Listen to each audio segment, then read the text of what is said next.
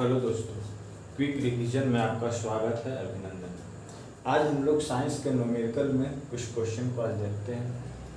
Question है कि 60 degree Celsius को फ़ारेनहाइट, रोमर और केल्विन में बदलना है। यानी कि 60 डिग्री जो सेल्सियस है उसको फ़ारेनहाइट में भी बदलिए, रोमर में भी बदलिए 60 डिग्री को, और 60 डिग्री सेल्सियस को केल्विन में ही बदलिए। तो इसका एक सिंपल सा फॉर्मूला होता है, उसको याद करिए। इसका सिंपल सा फॉर्मूला होता है C/5 equal to F minus 32/9 equal to R/4 equal to K minus 273/5। ठीक है।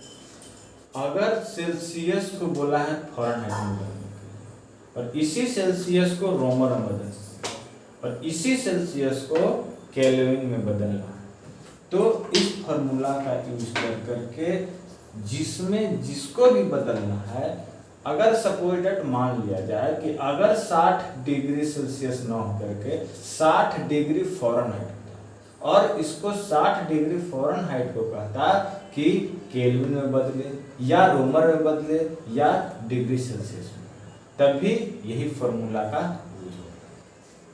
तो हम लोग देखते हैं कि 60 डिग्री सेल्सियस, तो सेल्सियस को उठाएंगे, सेल्सियस को उठाएंगे, ठीक है। उसके बाद कह रहा है फ़ारेनहाइट, तो फ़ारेनहाइट को उठाएंगे, यानी कि F माइनस 32/9। 60 डिग्री सेल्सियस में कितना दिया हुआ है, तो 60 डिग्री सेल्सियस बाई 5 और F माइनस 32/9, इससे ये कट जाएगा 12×5=60, बढ़ना 8 होते से 108 equal to F minus 32। F बराबर क्या हो जाएगा, इधर आके जुड़ जाएगा, 8 और 2 10, यानी कि 140 फ़ारेनहाइट हो जाएगा। कब? जब 60 डिग्री सेल्सियस को फ़ारेनहाइट में बदलेंगे तो 140 फ़ारेनहाइट।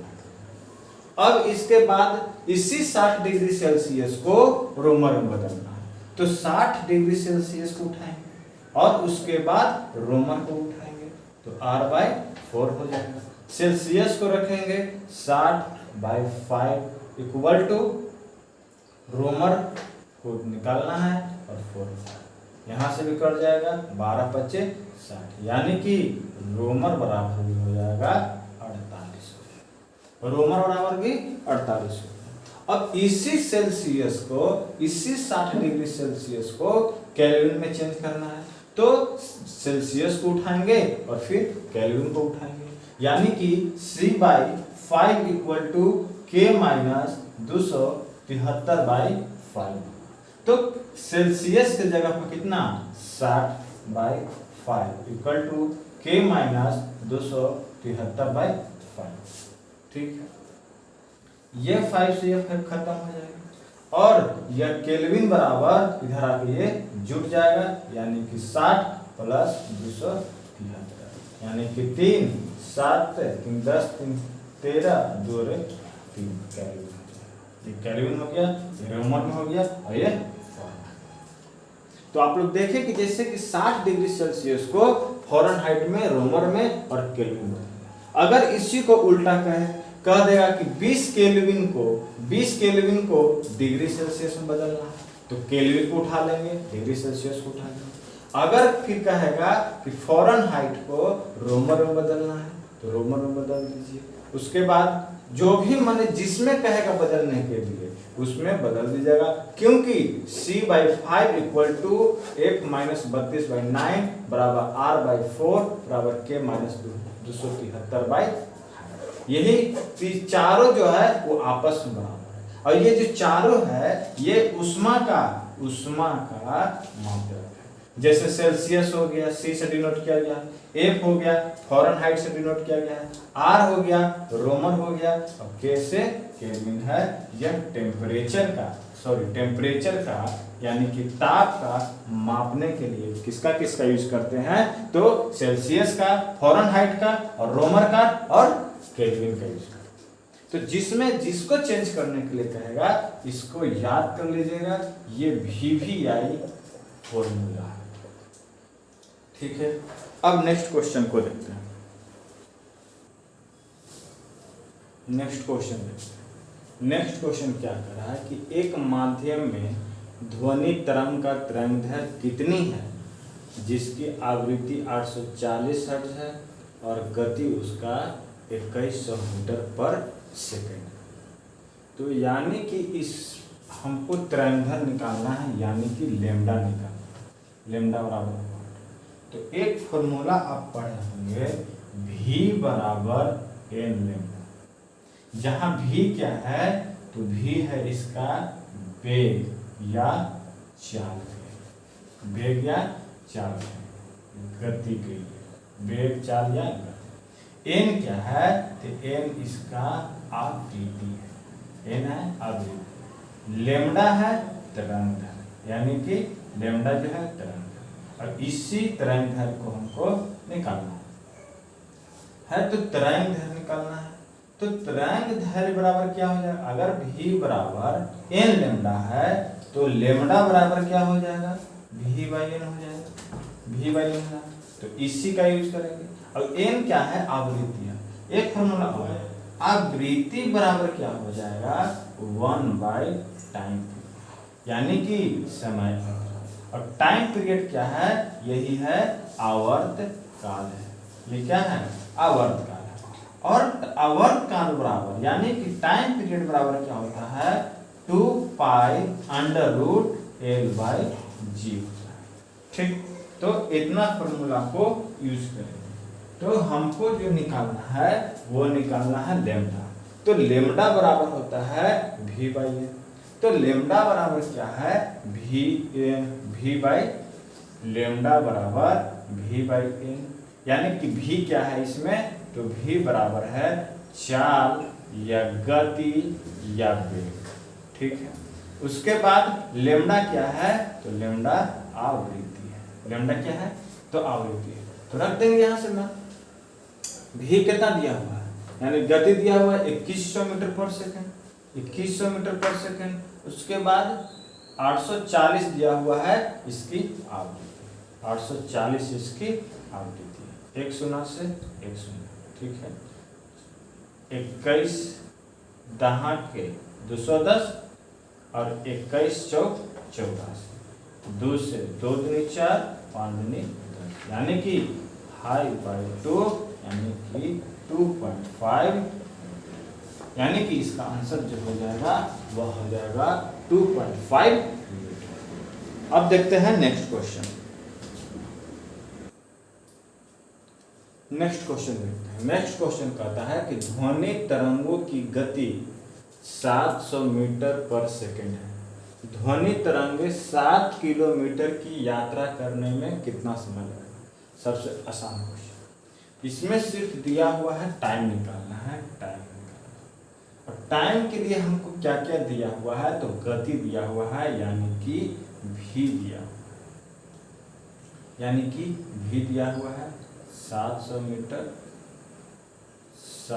मीटर पर सेकंड। और डिस्टेंस दिया हुआ है, डिस्टेंस कितना दिया हुआ है 7 किलोमीटर, 7 किलोमीटर। तो ये है किलोमीटर में और ये है मीटर, इसको भी मीटर में चेंज कर देंगे क्योंकि टाइम दिया हुआ है सेकंड में, तो इसको भी मीटर में चेंज करेंगे तो मीटर जो हो जाएगा कितना, 7000 मीटर हो जाएगा, 7000 मीटर हो जाएगा। अब लगा देंगे टाइम, डी यानी कि दूरी बराबर चाल गुना समय। तो चाल गुना समय यानी कि v इंटू टी, यानी कि चाल गुना समय। डिस्टेंस दिया हुआ है 7000 मीटर बराबर वेलोसिटी मेरा यानी कि मीटर पर सेकंड, या तब यहाँ से टी। तो टी बराबर क्या हो जाएगा 7000 मीटर बाई 700 मीटर पर सेकंड। मीटर से मीटर का खत्म हो गया, यानी कि 10 सेकंड, यानी कि इसका जो आंसर हो जाएगा वो 10 सेकंड हो जाएगा। यानी कि अब देखते हैं नेक्स्ट क्वेश्चन। नेक्स्ट क्वेश्चन देखते हैं। नेक्स्ट क्वेश्चन कहता है कि एक ध्वनि तरंग में, 3.5 किलो हर्ट्ज की आवृत्ति है और इसका तरंग दैर्घ्य 0.1 मीटर है। इसमें 700 मीटर की दूरी तय करने में कितना समय लगेगा। यानी कि इसमें आवृत्ति दिया हुआ है, तरंगदैर्घ्य दिया हुआ है।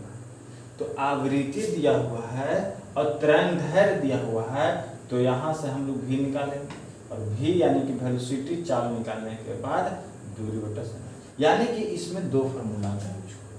एक होगा v बराबर n लेमडा, v बराबर n लेमडा, यानी v क्या है, चाल हो गया। तो चाल बराबर या वेग बराबर कितना हो जाएगा, यानी आवृत्ति इंटू तरंगदैर्घ्य, आवृत्ति इंटू तरंग। और एक यूज होगा डिस्टेंस बराबर चाल गुना समय, चाल गुना समय। तो यहाँ से चाल निकालेंगे उसके बाद। तो आइए देखते हैं। तो v बराबर n लेमडा, जहां मेरा v नहीं दिया हुआ, v तो निकालना है, v निकालना है, लेकिन n दिया हुआ है, आवृत्ति दिया हुआ है। तो ध्यान दीजिएगा, आवृत्ति जो दिया हुआ है वो मेरा किलो हर्ट्ज में दिया हुआ है। जो आवृत्ति का ऐसा मात्रा हर्ट्ज होता है, तो हर्ट में इसको चेंज करने के लिए इसको 1000 से गुना करेंगे, तब जाके ये हर्ट्ज में चेंज होगा। तो यह 3.5 आवृत्ति हो गया और तरंगदैर्घ्य मेरा दिया हुआ है 0.1 मीटर, 0.1 मीटर। तो यहाँ से कटेंगे, दशमलव हटाएंगे तो 0, इस दशमलव को हटाएंगे तो 1 0 से 0 खत्म हो गया और इस 0 से ये 0 खत्म हो गया। यानी कि v बराबर 350 मीटर पर सेकंड हो गया। अब यहाँ से v तो निकल गया, अब यहाँ से दूरी दिया हुआ है तो मेरा समय निकल जाएगा। तो दूरी बराबर क्या हो जाएगा, v into T, v into चाल गुना समय। तो चाल गुना समय दिया हुआ है, दूरी मेरा दिया हुआ कितना, 700 मीटर, 700 मीटर दिया हुआ है दूरी, और 700 मीटर दूरी है और v अभी निकालें 350 मीटर पर सेकेंड इंटू टाइम।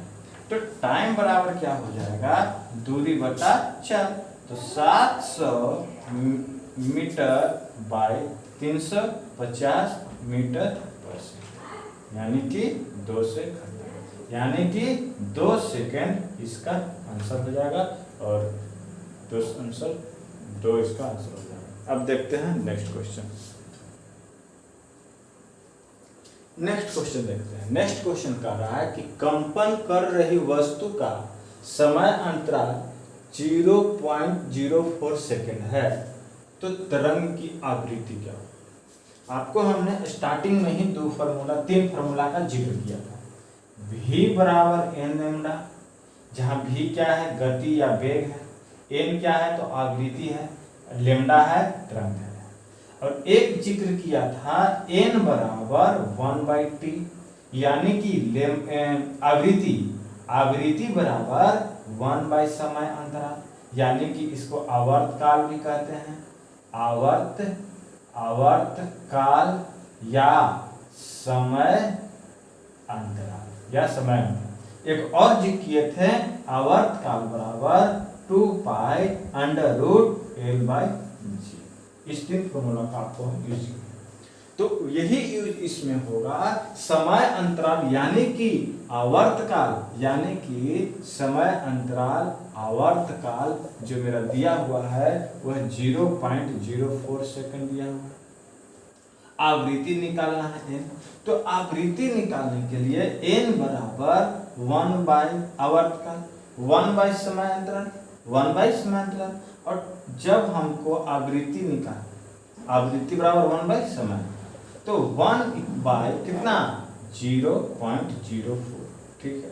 यहाँ से 0 यहाँ 4 से कट जाएगा, यानी कि 25 हर्ट्ज इसका आंसर हो जाएगा। कितना, तो इसका आंसर हो जाएगा 25 हर्ट्ज, यानी कि ऑप्शन नंबर 1। अब देखते हैं नेक्स्ट क्वेश्चन।